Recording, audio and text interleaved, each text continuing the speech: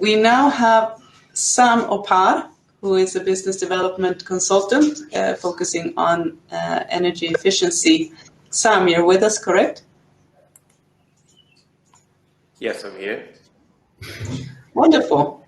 And you will present your view of what you're doing, and also then what you see from the producer side, what can be done for more circular economy and resource efficiency. So Sam, the floor is yours. Thank you.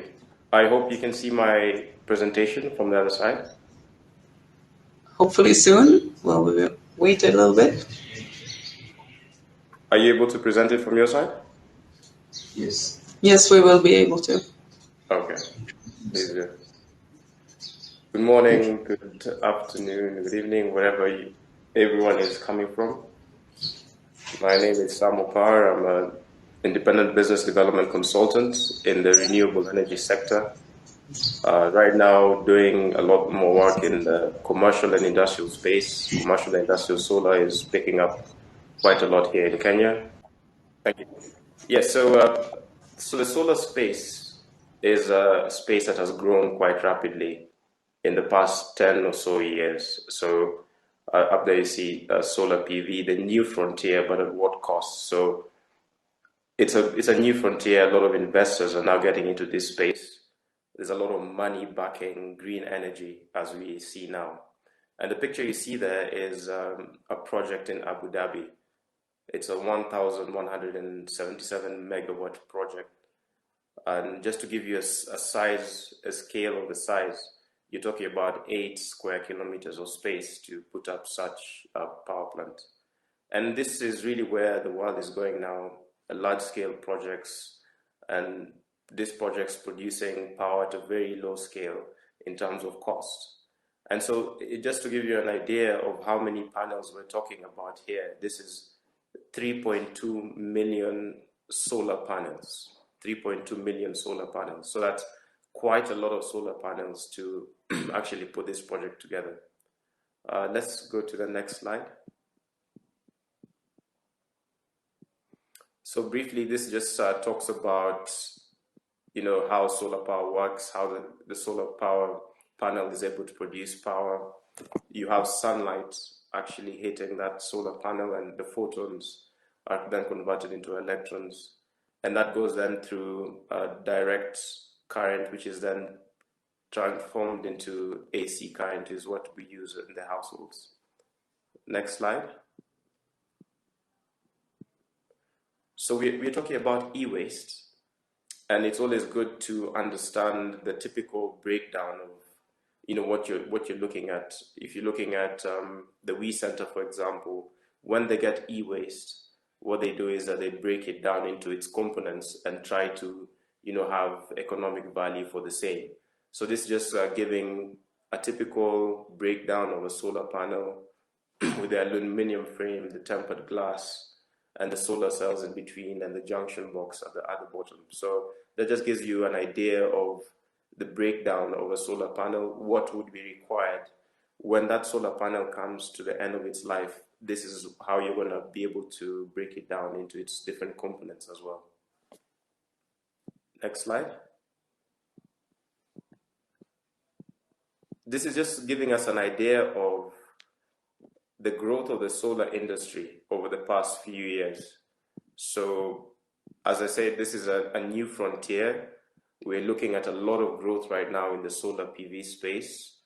Right now, you can see there from 2006, where we were at about 6 gigawatts, about 6,000 megawatts of installed capacity worldwide, up to 2017, where we got to about 402,000 megawatts, or 402 gigawatts of solar. So you can see the exponential growth of installed solar worldwide. And the next slide will actually give us also more perspective of this. So, of course, last year was an unprecedented year with what happened with the COVID and all these things.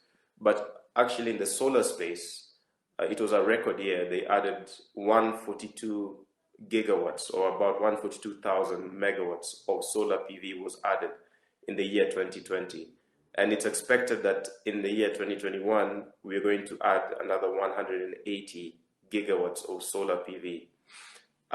This is, of course, very exponential growth, but it still represents only about 3% of global power capacity. So if you look at where we need to be going in terms of climate change, if you look at where we're meant to be going in terms of carbon emission reduction, we still have quite a long way to go. Of course, there's wind, there's biomass, there's geothermal, but by far, right now, solar PV is actually the greatest growth in terms of renewable energy. So we are still at 3% global capacity in terms of solar. That needs to move up quite considerably in terms of percentage so that we can be able to reduce our carbon emissions. We could be able to replace coal plants and other fossil fuel power plants that are shutting down right now. Next slide.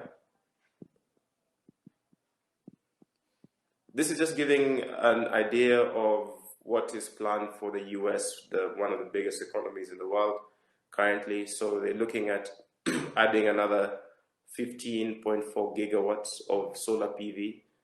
So again, what you're looking at is in terms of production of solar panels, you're looking at big growth there. You're looking at a lot of expected e-wastes as well, which is what I'm going to come to shortly.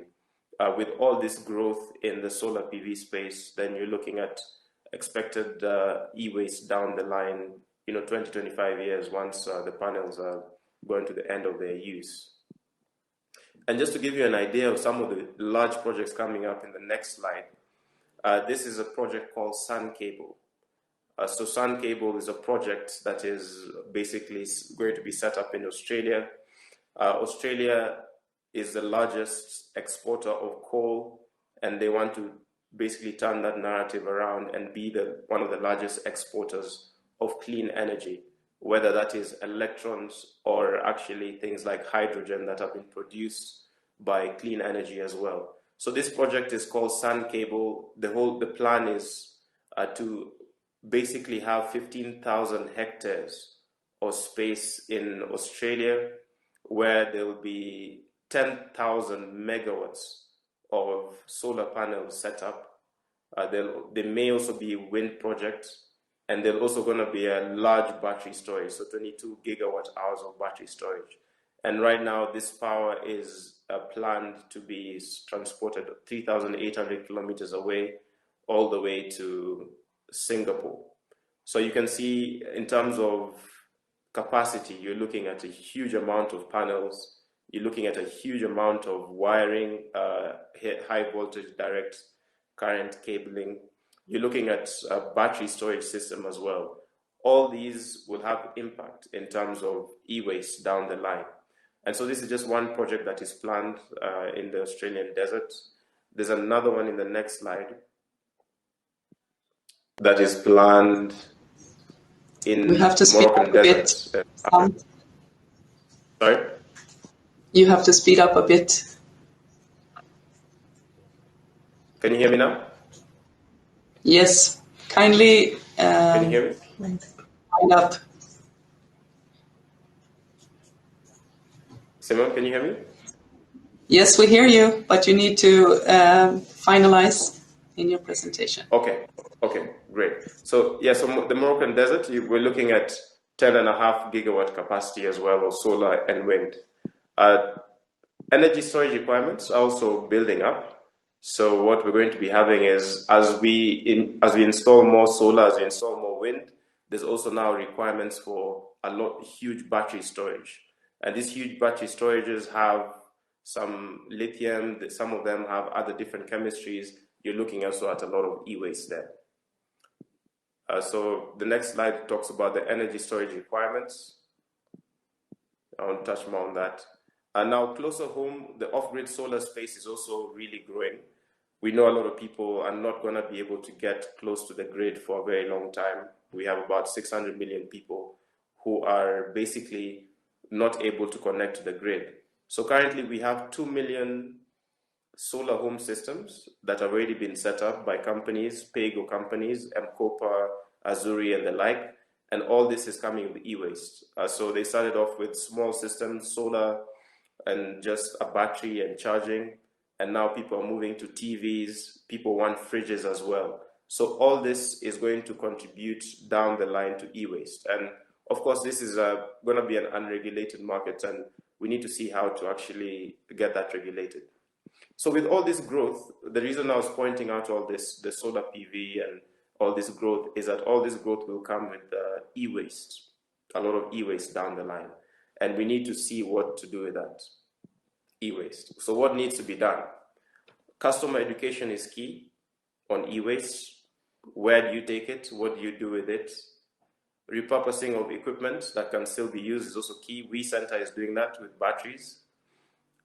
We also need to have a ramp up of more recycling plants that will be able to take in all that expected growth in e-waste. And finally, and also most importantly, government policy needs to be aligned with the growth of renewable energy and the expected e-waste that will come in as well. And just try to help companies regulate that in their sales cycle as well. So this is what we're seeing going forward. As we see large projects are being planned, we're seeing a lot of solar home systems being put into place, but really we're still scratching the surface, just even in terms of solar. So what that means is that we will really need to have policies in place for e-waste, because this is then going to be the next problem when we continue to ramp up in the solar space, for example. So it's an exciting space, it's a growing space, but again, as has been mentioned even by prior speakers, the e-waste side still remains a problem that needs to be dealt with.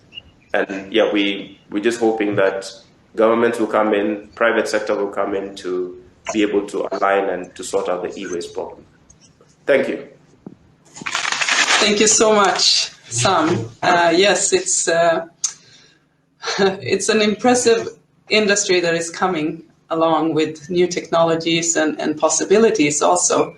But along with the possibilities comes the challenges that we really need to address already now, of course, before it has become a problem. So thank you for that.